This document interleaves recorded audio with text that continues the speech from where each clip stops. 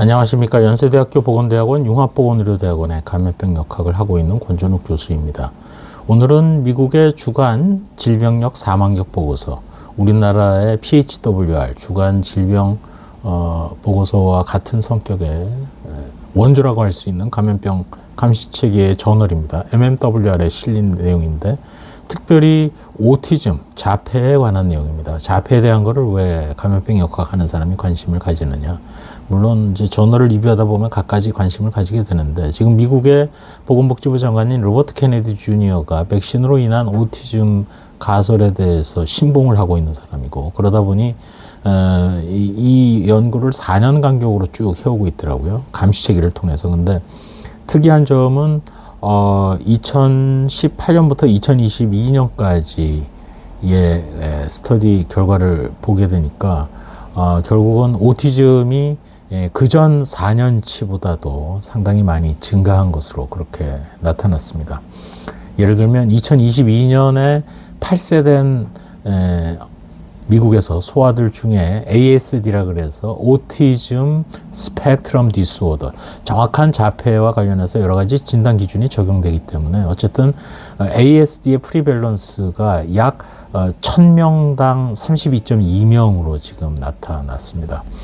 이 스터디는 전체적으로 16개 주의 표본 감시 체계를 통해서 이제 스터디를 하고 있는 내용인데, 그거를 통해서 이제 스터디를 한 결과 상당히 높게 나타났다. 4년 전에 비해서.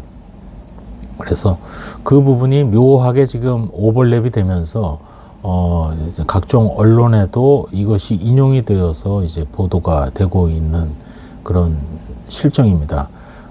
사실 이 오티즘과 관련해서는 미국 내에서 여러 가지 이제 관심을 가지고 있는 경우가 많은데, 지역별로도 또 차이가 나서 그 캘리포니아의 경우가 상당히 많이 발생한 것으로 그렇게 나타났습니다. 그리고 인종별로도 또 차이가 납니다. 생각보다는 백인이 가장 낮게 나타났고, 가장 높은 것이 아시안 또 퍼시픽 아일랜드에서 오리진된 인종에서 가장 높게 나타난 그런, 또 남자아이들이 거의 여자아이들에 비해서 3.4배 정도 많이 발생하는 것으로 그렇게 나타났다고 합니다. 좀 더 구체적인 수치를 말씀드리면 미국의 16개 주라 그랬는데, 그 중에 소아 1000명당, 텍사스 같은 경우는 텍사스의 특정 지역에 이제 표본 감시를 실시했는데 1000명당 9.7인데, 캘리포니아 같은 경우는 거의 6배입니다. 53.1명이 나타났습니다. 아마 인종 구성도 다르고 여러 가지 이유가 있을 것 같습니다.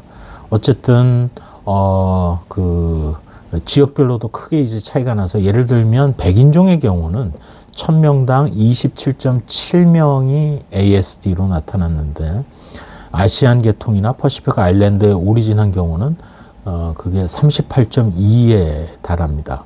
아메리칸 인디언이나 알래스카 네이티브의 경우는 거의 비슷해서 37.5로 나타났고, 흑인들의 경우는 어떠냐?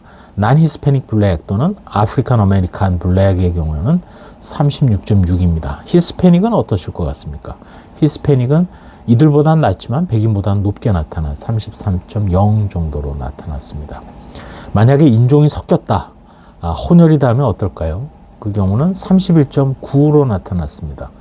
모르겠습니다. 이게 문화적인지 인종적인지 뒤에 해석에 그런 것까지 나와 있지는 않습니다만, 어쨌든 이러한 그 상황을 볼 때 지난 매 4년마다 이제 조사를 한다고 말씀드렸는데, 지난 4년보다도 상당히 높게 나타난 지금 그런 상황으로 나타났습니다.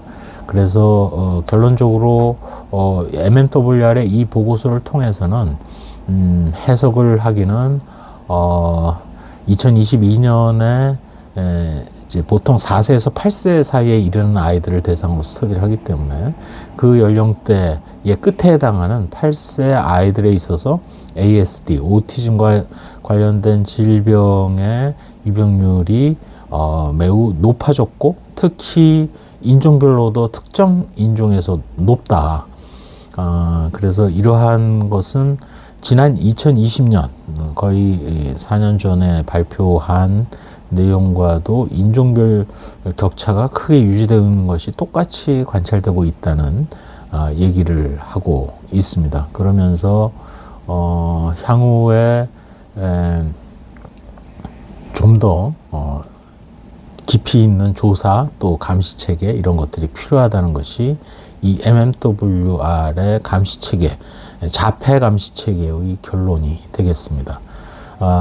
미국의 CDC에서는 이미 공식적으로 백신 접종과 오티즘, 특히 백신에 첨가되는 첨가제와 자폐증은 전혀 무관하다는 것을 여러 차례 밝혔었고, 저널을 통해서도 다른 연구진이 그 내용을 언급한 바 있습니다만, 묘한 시기에 ASD가 늘어났다는 게 발표가 되고, 또 그 시기가 미묘하게도 코로나로 인한 그 거리두기의 시기와 겹치는 때이기 때문에 본문 내용 중에 그런 것까지 깊이 있게 분석을 하지는 않았습니다만, 아무래도 여러 가지 거리두기라든지 이런 소셜 디스턴싱이 아이들의 커뮤니케이션 또 디벨롭먼트에 영향을 주었을 가능성이 매우 높다는 점에서 이번에 나온 MMWR의 타이틀 Prevalence and Early Identification of Autism Spectrum Disorder Among Children Aged 4 and 8 Years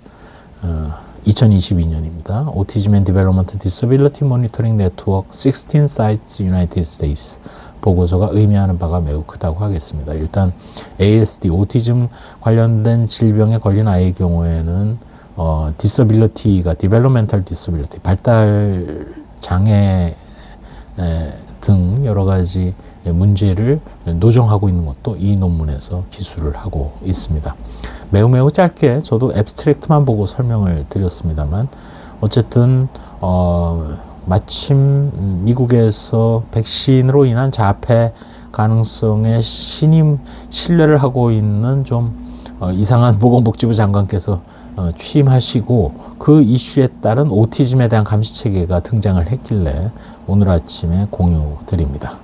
감사합니다.